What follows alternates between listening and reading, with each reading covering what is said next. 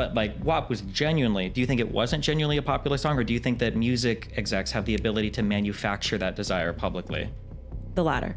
So if you start playing something tons of times on the airways, and the latter, you can definitely make something popular. There are songs that I don't even like that I've heard so much that I know every single lyric to. And I'm like, I don't even know how I know every single lyric to this song, but it's received this many plays, you put it everywhere, you award the person, you invite them to bizarre circumstance. Like, there's absolutely no reason that Cardi B is invited to sit down and ask questions to Joe Biden. What's going on, YouTube? It's your boy Gunter and God. I'm back with another video. If y'all like to be a part of the community, please join our Reddit, please join the Discord. It'll be a link down in the description below. Now, this video right here is long overdue, and I know I'm gonna have so much pushback, so let's have this conversation down in the comments below. Now, I've been feeling this way for years, you know, ever since I was in high school and I was old enough to notice, you know, all the degeneracy that was going on in the foundational Black American community. One thing that has definitely stuck out like a sore thumb has definitely been rap music.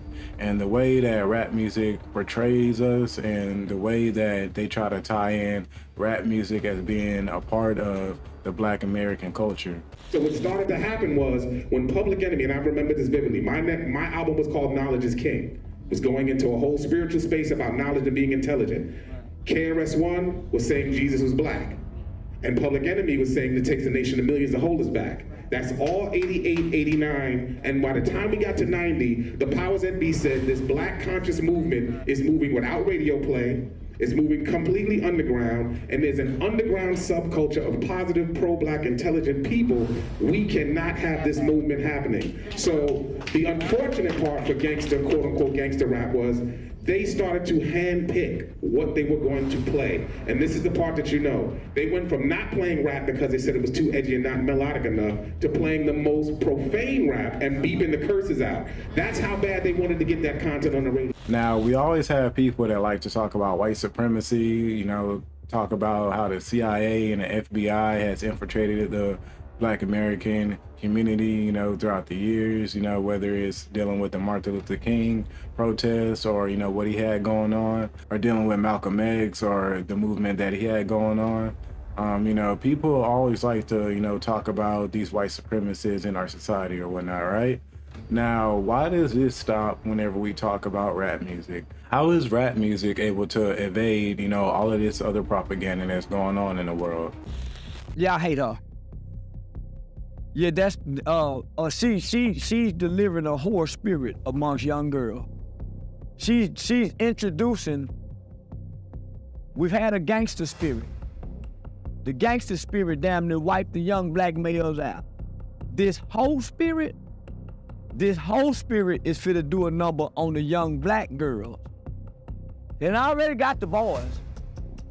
They never had focus on black girls before. The powers that be, the tools of white supremacy have never just strictly targeted black girls. They first started targeting black girls with imagery, saying, black girl, you're not pretty if you don't have white girl hair. Now, me just always living in this world in third person, you know, always trying to look from the outside perspective or whatnot.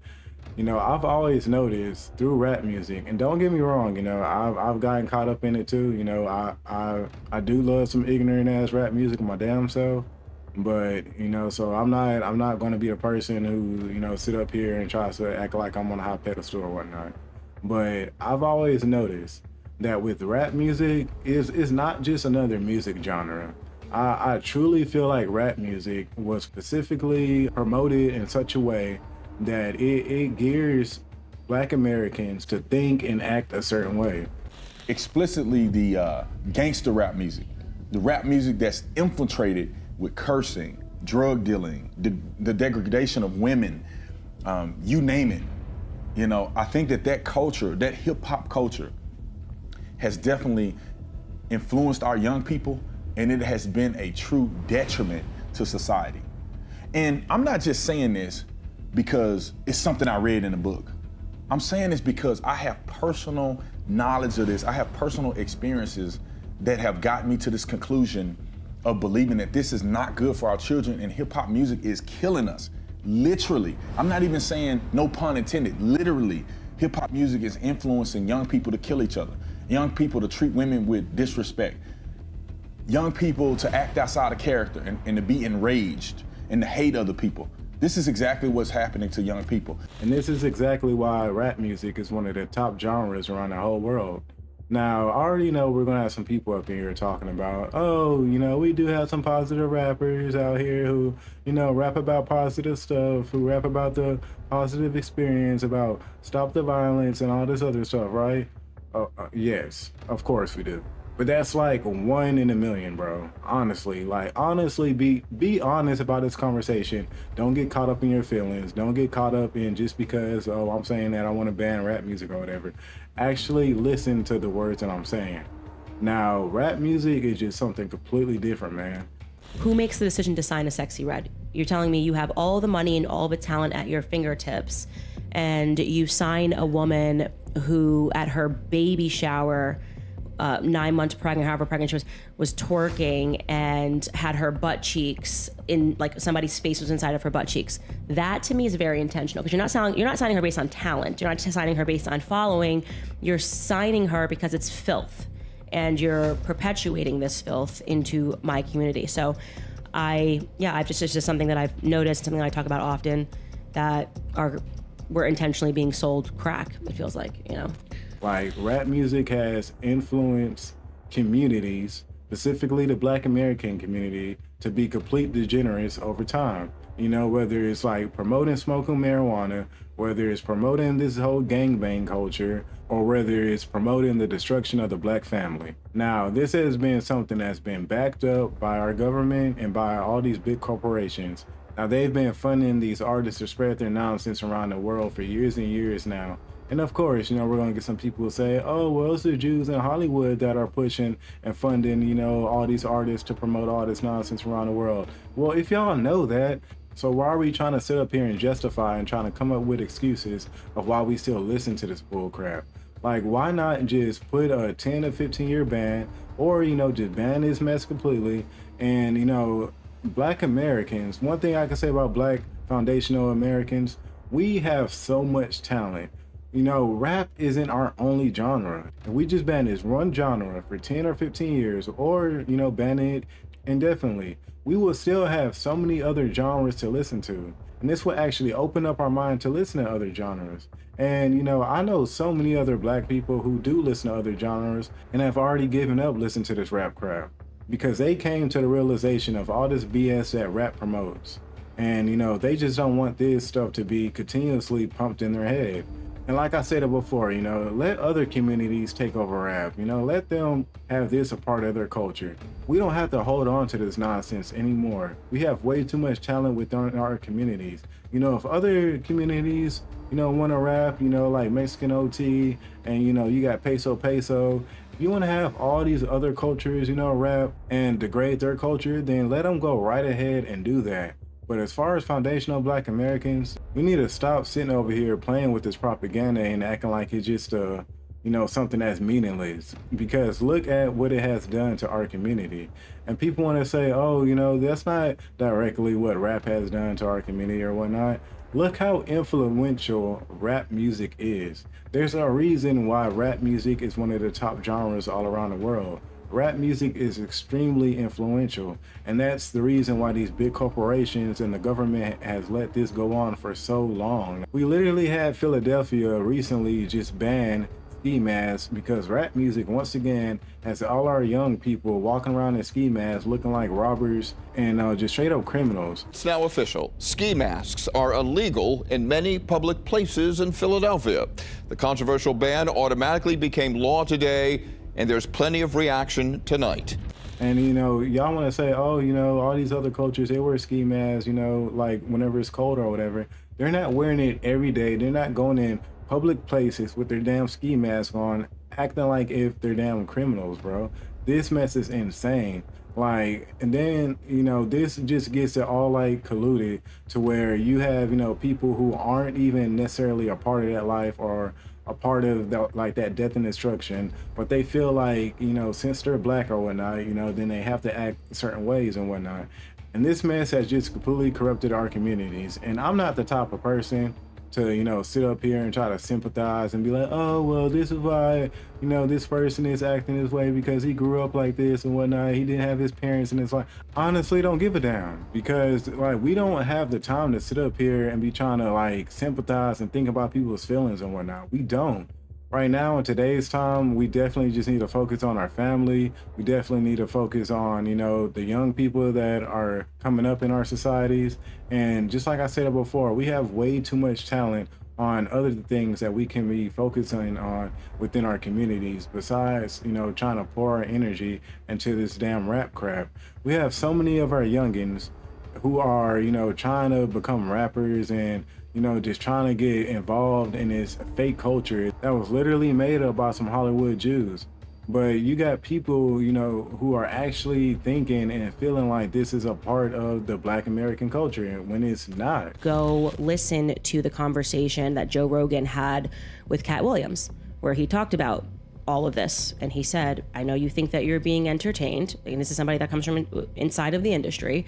And he starts talking about the Diddy stuff, the idea that in order to climb higher, you kind of have to engage in nefarious behavior, and how he was collecting all of this information and he was speaking out about what was happening inside of the industry. And he said it is twofold. You might be being entertained, but they are making decisions about what will entertain you. And a great circumstance in which he presented that as evidence of that is transgenderism. And he asked hold on. Okay. He asked a question which should be answered. He said to Joe Rogan, and he laughed about it. He was like, a guy wears a dress on the red carpet, okay? And then the media tells you how great he wore the dress. And he's like, he said, tell me one situation where he didn't wear the dress wonderfully, when he didn't wear the dress in a way that was amazing. It's because they have all agreed that this is the narrative. And then he talked about the fact that the record execs also own the publications that are saying that something is amazing or something is not amazing. And that is just plain old-fashioned propaganda. So you don't necessarily need to detach what we're talking about from your concept of what governments are interested in. It's always propaganda. This is not us. This has nothing to do with any type of representation of who Black Americans are.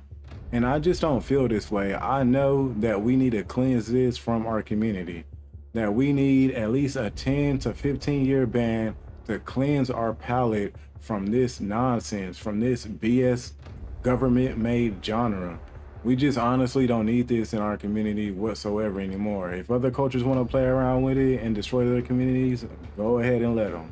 But as far as the foundational Black Americans, we need to stop this nonsense and move on to other genres that's out there. Now, this is one argument that I've heard plenty of times now, and I heard it most recently in the Candace Owens versus Destiny debate when they were having a discussion about music. Suggesting that this reflects the community, and they're sharing their stories in a way that makes sense.